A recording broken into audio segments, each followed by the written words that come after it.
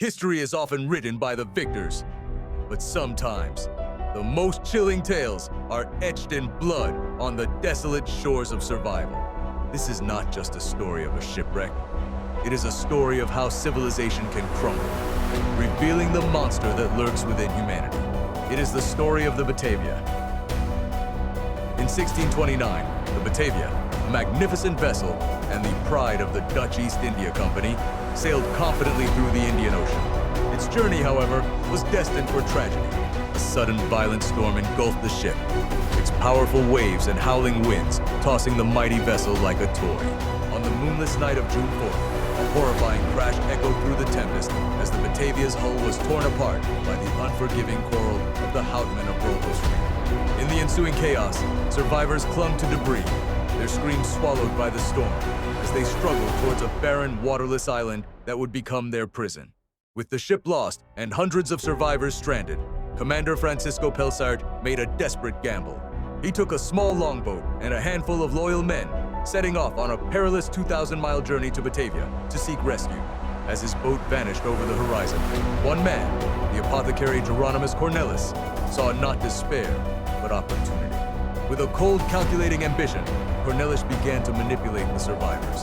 He used his charisma to gather followers and seized control of the scarce food and water, establishing himself as the island's absolute ruler. Under the flickering light of a bonfire, he convened a council of mutineers, planting the seeds of a tyranny that would soon stain the island red. Cornelis' reign of terror began swiftly.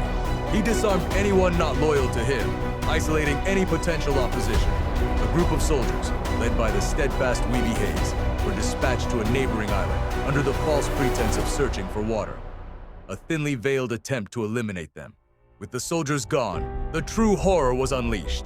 A brutal campaign of murder began, targeting men, women, and children to reduce the number of mouths to feed and eliminate dissent.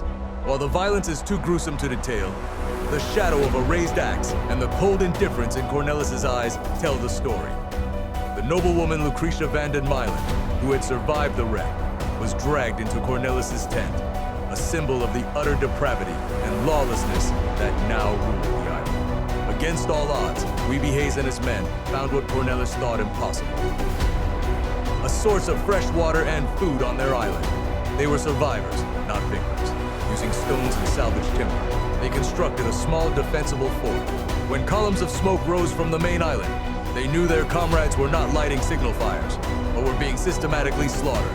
Hayes and his soldiers began to fashion makeshift weapons from whatever they could find, their grim determination hardening as they prepared for the inevitable confrontation. Their small fort became the last bastion of hope and humanity in this island hell. The mutineers, realizing their plan to eliminate the soldiers had failed, launched a series of brutal assaults on Hayes' stronghold. Using small boats, they stormed the beach, intent on crushing the last pocket of resistance. The ensuing battles were desperate and savage.